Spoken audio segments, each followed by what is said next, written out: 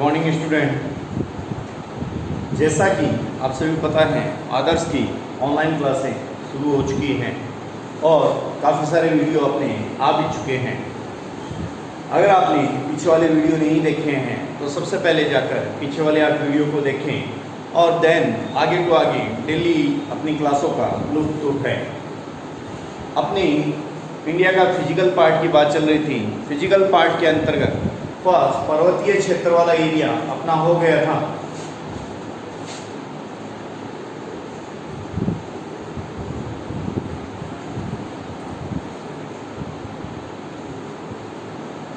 यानी ये जो एरिया था अपना कंप्लीट हो गया था।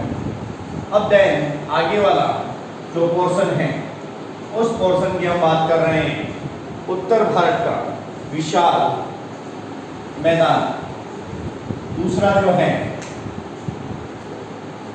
उत्तर भारत का जलोढ़ मैदानी प्रदेश, मैदानी प्रदेश उत्तर भारत के विशाल मैदान जलोढ़ मैदानी प्रदेश की बात चल रही है।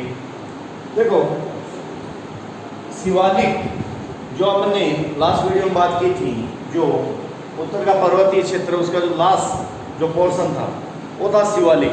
शिवालिक से जो अवसाद जितना भी आया था उस अवसाद के जमाव से ही उत्तर भारत का विशाल मैदान का निर्माण हुआ है।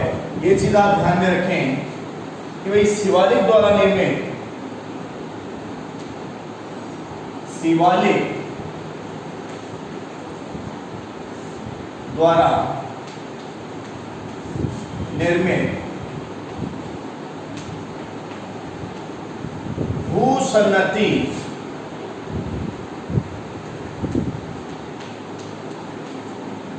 शिवालिक द्वारा निर्मित भूसन्नति में हिमालय से आने वाली, हिमालय से आने वाली, हिमालय से आने वाली नदियों द्वारा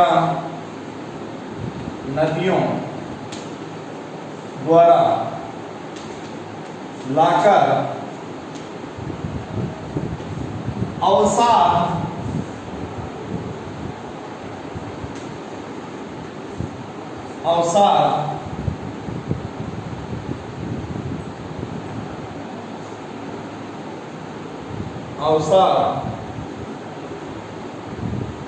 के जमा हो जाने से,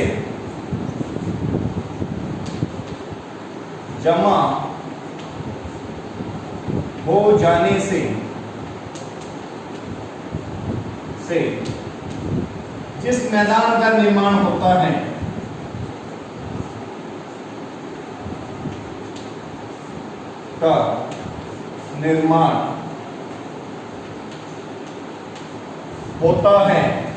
वह उत्तर भारत का विशाल मैदान कहलाता है। 10 लाख वर्ष पूर्व प्लीस्टोसीन,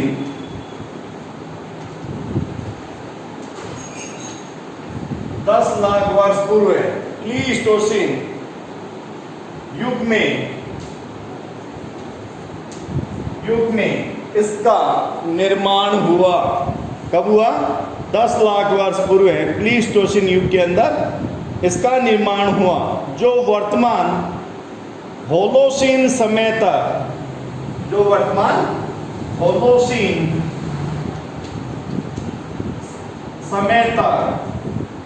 जारी है, जो वर्तमान होलोसीन समय तक जारी है। नदियों के आधार पर नदियों के आधार पर इसे तीन भागों के अंदर नदियों के आधार पर ये जो एरिया है इसको 3 भागों के अंतर्गत बांटा गया है। पहला है गंगा का, पहला है गंगा का मैदान,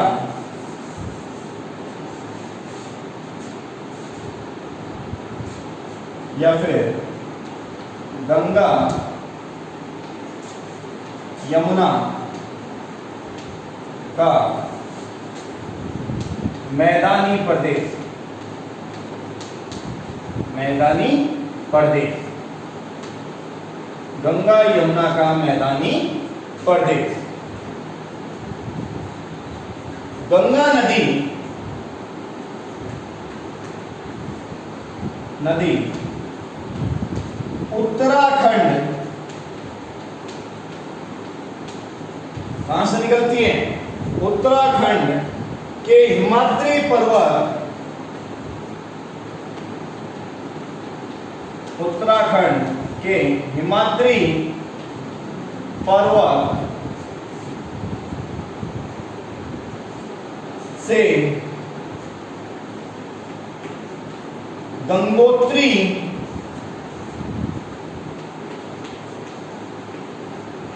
ग्लेशियर, गंगोत्री ग्लेशियर से भागीरथी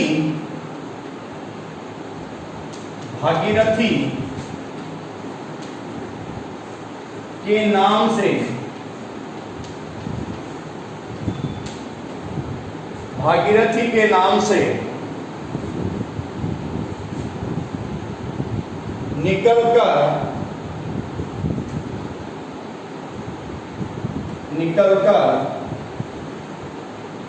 यह या निकलने वाली अलकनंदा के बाद, अलकनंदा के बाद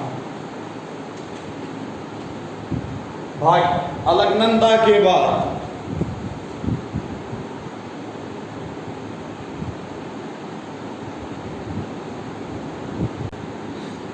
अलकनंदा नदी से उत्तराखंड में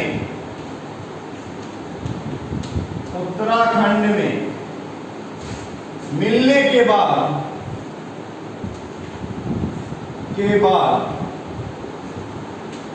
गंगा कहलाती है, गंगा कहलाती है।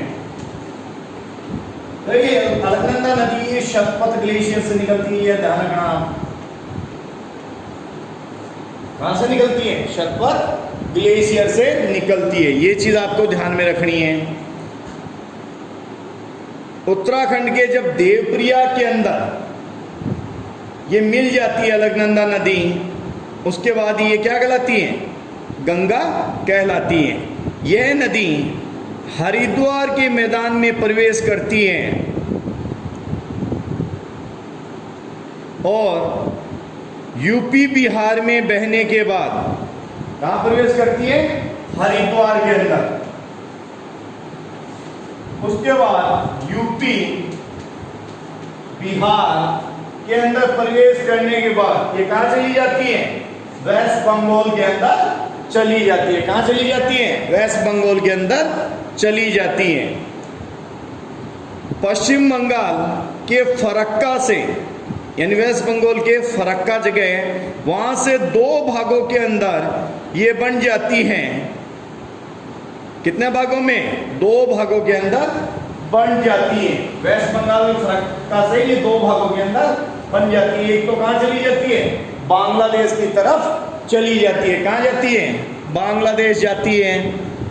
एक तो बांग्लादेश के अंदर जिसका नाम पद्मा हो जाता है, और दूसरी हुगली के नाम से पश्चिम बंगाल राज्य में ही बहने के बाद अंत में बंगाल की खाड़ी में जाकर गिर जाती हैं। किसके नाम से? हुगली के नाम से। एक तो हुगली और दूसरी पद्मा।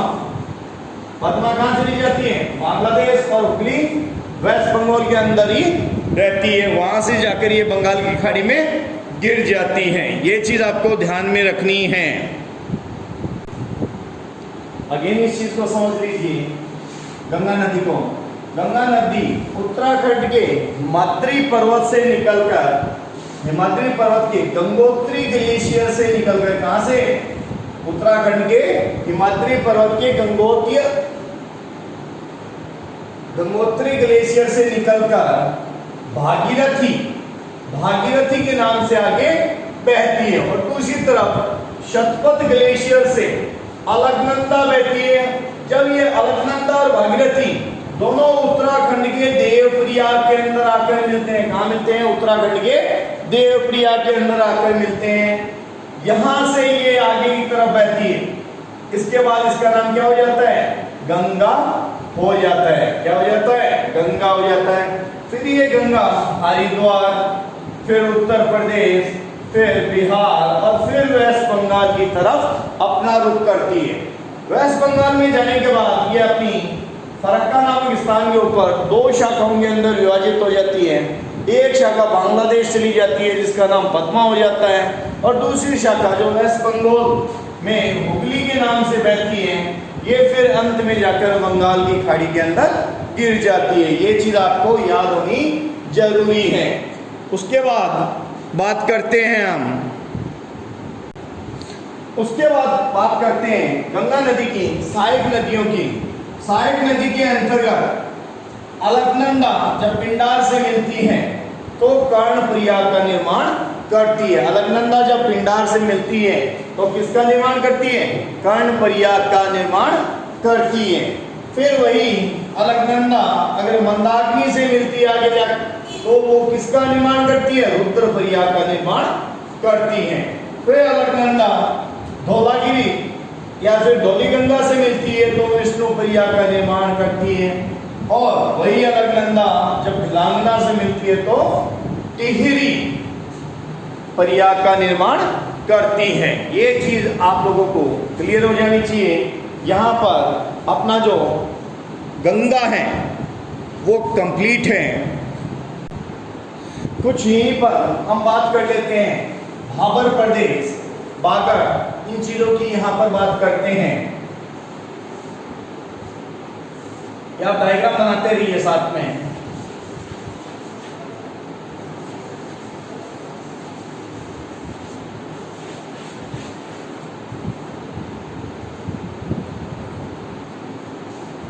क्या चीज की हम बात करेंगे यहाँ पर? पहला भाबर प्रदेश,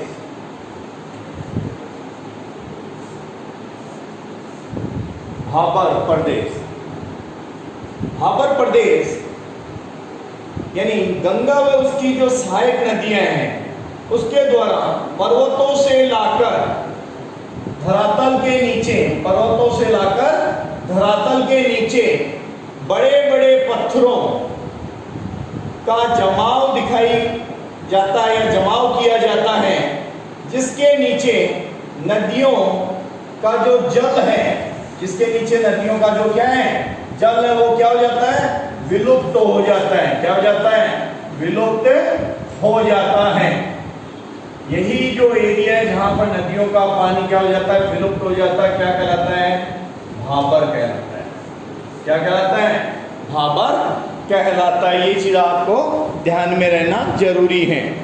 दूसरी हम बात करते हैं पर्वतों से नीचे आगामी 15 किलोमीटर का जो विस्तर क्षेत्र है, ये तो क्या भाबर के अंतर्गत है, और 15 से 30 किलोमीटर का जो पत्थरों के आगे का क्षेत्र है जहां जल धाराओं के रूप में वापस आगे की तरफ आपको दिखाई देने लगता है। जो 15 से जो 30 किलोमीटर का जो एरिया है आगे की तरफ दिखाई देने लगता है, ये प्रदेश क्या कहलाता है? तराई। क्या कहलाता है? तराई प्रदेश कहलाता है। ये चीज आपको ध्यान में रहनी जरूरी है। फिर बात करते हैं नदियों द्वारा निर्मित नवीनतम जलोढ़ के मैदानी प्रदेश को खादर, नवीनतम को क्या बोलते हैं? खादर, और पुरातन को बागर प्रदेश कहते हैं। नवीनतम को खादर और पुरातन को बागर प्रदेश कहते हैं। ये चीज़ आपको, अगर आपने नोट नहीं की है तो नोट कर लीजिए इस चीज़ को आप। अगेन मैं रिपीट कर देता हूँ, गंगा व उसकी सहायक नदियों द्वारा पर्वतों से लाकर धरातल पर बड़े बड़े पत्थरों का जमाव किया जाता है, जिसके नीचे ये नदियाँ लुप्त होती हुई दिखाई देती हैं। भाबर प्रदेश कहलाता है। पर्वतों से आगामी 15 किलोमीटर का ये क्षेत्र विस्तृत होता है। भाबर प्रदेश के आगे अगले 15 किलोमीटर से लेकर 30 किलोमीटर का वह क्षेत्र जहाँ भाबर के पत्थरों के नीचे से हजारों धाराओं के रूप में यह जल बाहर निकलकर दलदल सदृश क्षेत्र बनाता है, उसे तराई कहा जाता है। तराई के इस प्रदेश में घने वन, घास, भारी जानवर तथा मक्खी मच्छर आदि पाए जाते हैं।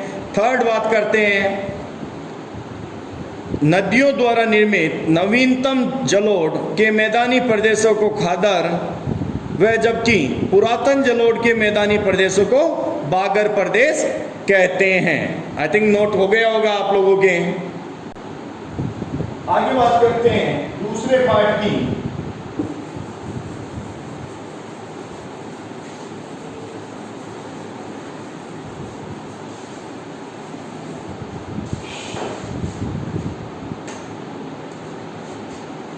सिंधु सतलज का मैदानी प्रदेश।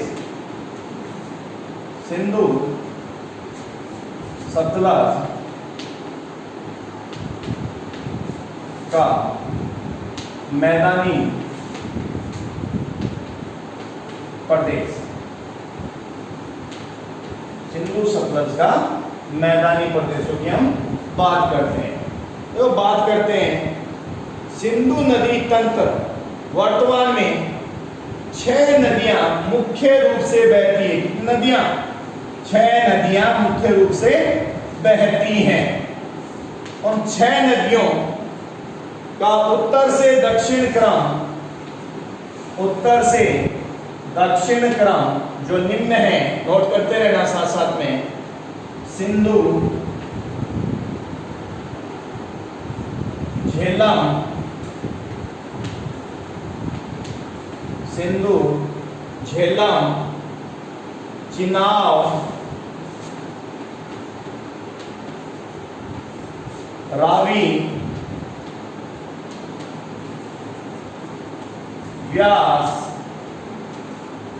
और लास्ट सतलज। सतलज ये इसका उत्तर से दक्षिण क्रम है। सबसे पहले सिंधु, उसके बाद झेलम, उसके बाद चिनाब, उसके बाद रावी, उसके बाद व्यास और उसके बाद सतलज। ये चीज आपको याद रखनी है। सबसे पहले हम बात करते हैं इसमें सिंधु नदी की। सिंधु नदी,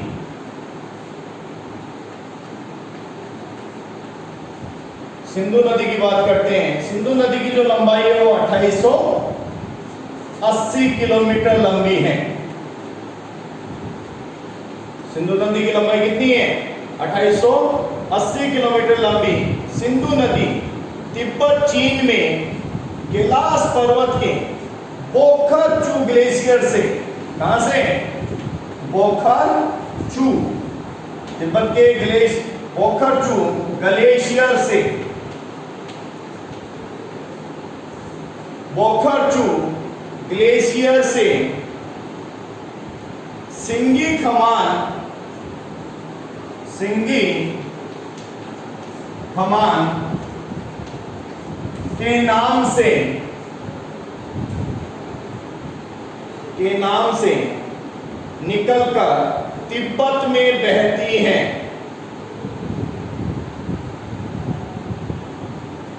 तथा लद्दाख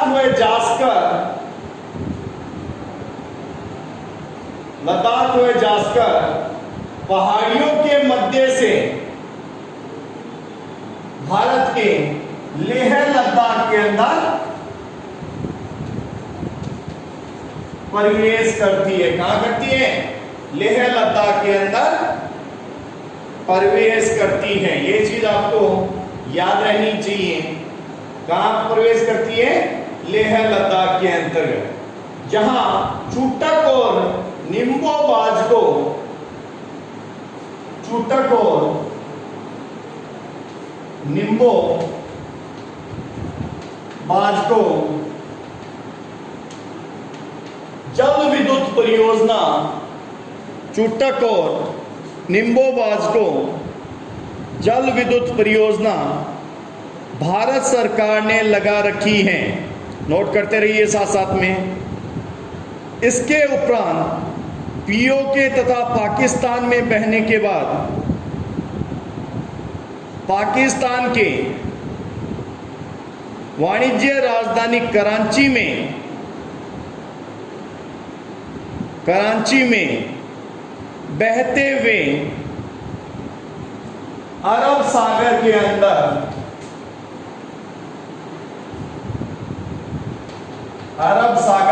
अंदर गिर जाती हैं। कहां गिरती है? अरब सागर के अंदर गिर जाती हैं।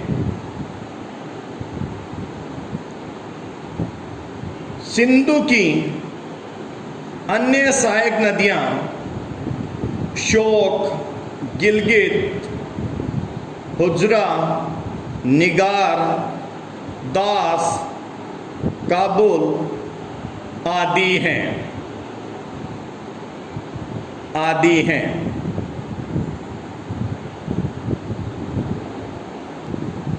उसके आगे सिंधु, झेलम, सिंधु सरोवर दोआब,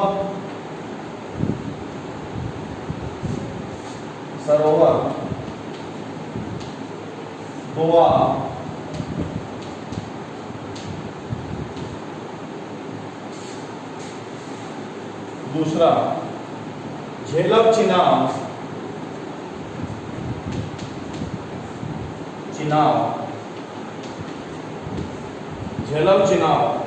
चेज दोआब,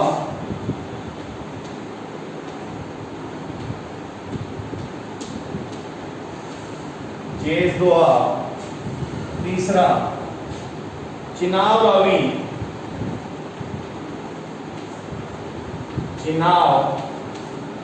रावी, रचना दोआब,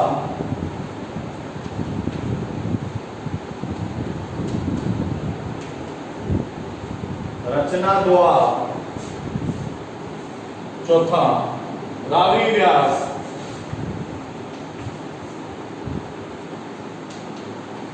बारी दोआब,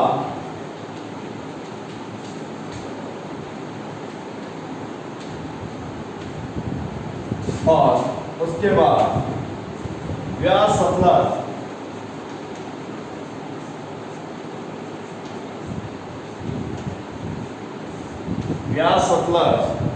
बिस्त दोआब बनाती हैं।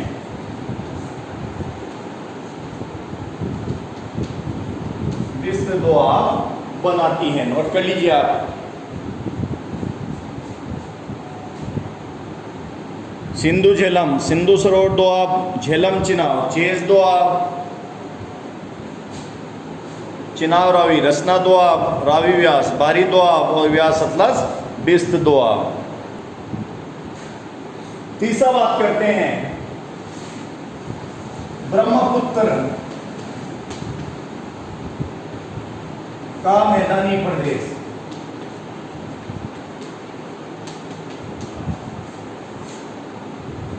ब्रह्मपुत्र का मैदानी प्रदेश की बात करते हैं। ब्रह्मपुत्र नदी की हिसाब में बात हो जाएगी।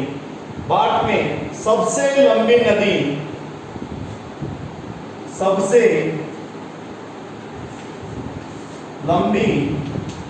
नदी, ये चीज ध्यान रखना। कितने किलोमीटर है? 2900 किलोमीटर। सबसे लंबी नदी 2900 किलोमीटर ब्रह्मपुत्र नदी तिब्बत के कैलाश पर्वत के चोमोलुंगडुंग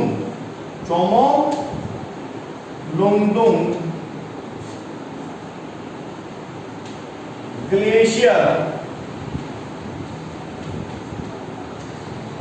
चोमोलुंगडुंग ग्लेशियर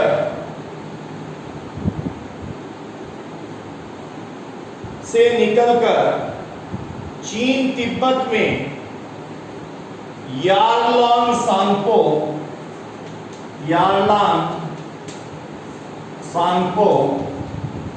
कहां पर? चीन तिब्बत के अंदर यारलांग सांगपो। अरुणाचल प्रदेश में देहांग, अरुणाचल प्रदेश में क्या? देहांग। असम में ब्रह्मपुत्र, असम में ब्रह्मपुत्र तथा बांग्लादेश में जमुना, बांग्लादेश में जमुना के नाम से बहती हैं। भारत में ब्रह्मपुत्र की सहायक नदी कपिला, बागमती, बूढ़ी, देहांग, लोहित, स्वर्णश्री, सुरमा आदि हैं, जबकि बांग्लादेश ब्रह्मपुत्र की सहायक नदी तीस्ता, पद्मा, बराक नदियों के मिलने के बाद जमुना से मोहाना हो जाता है, या मेघना हो जाता है, सॉरी मेघना, जमुना से क्या हो जाता है? मेघना हो जाता है। अंत में यह मेघना नदी डेल्टा बनाकर बंगाल की खाड़ी के अंदर गिर जाती है। इसमें मेघना कहां गिर जाती है? बंगाल की खाड़ी के अंदर गिर जाती है। ये चीज आपको नोट करनी है। बंगाल की खाड़ी में गिर जाती हैं। असम का गुवाहाटी ब्रह्मपुत्र नदी के किनारे स्थित है। ब्रह्मपुत्र नदी द्वारा असम में विश्व का सबसे बड़ा नदीकर द्वीप मांजुली द्वीप बनाया गया है। कौन सा द्वीप बनाया गया है? मांजुली, मांजुली द्वीप बनाया गया है। ये चीज आपको याद रखनी है। मांजुली द्वीप बनाया गया है। ब्रह्मपुत्र, मेघना और गंगा हुगली नदियों द्वारा संयुक्त रूप से भारत, पश्चिम बंगाल और बांग्लादेश में बनाया गया सुंदरवन का डेल्टा, सुंदरवन का डेल्टा विश्व का सबसे बड़ा डेल्टा है। विश्व का सबसे बड़ा डेल्टा है। इसी के साथ अपना उत्तर भारत का जलोढ़ मैदानी प्रदेश कंप्लीट होता है। नेक्स्ट क्लास में हम इसके तीसरे पार्ट की बात करेंगे। आप लोग ऐसे ही हमसे जुड़े रहिए और वीडियो को जितना हो सके उतना शेयर कीजिए ताकि सभी बच्चों की हेल्प हो सके। इसी के साथ मैं मोहित वर्मा आप लोगों से इजाजत चाहता हूं। कल दोबारा मिलते हैं नए टॉपिक के साथ।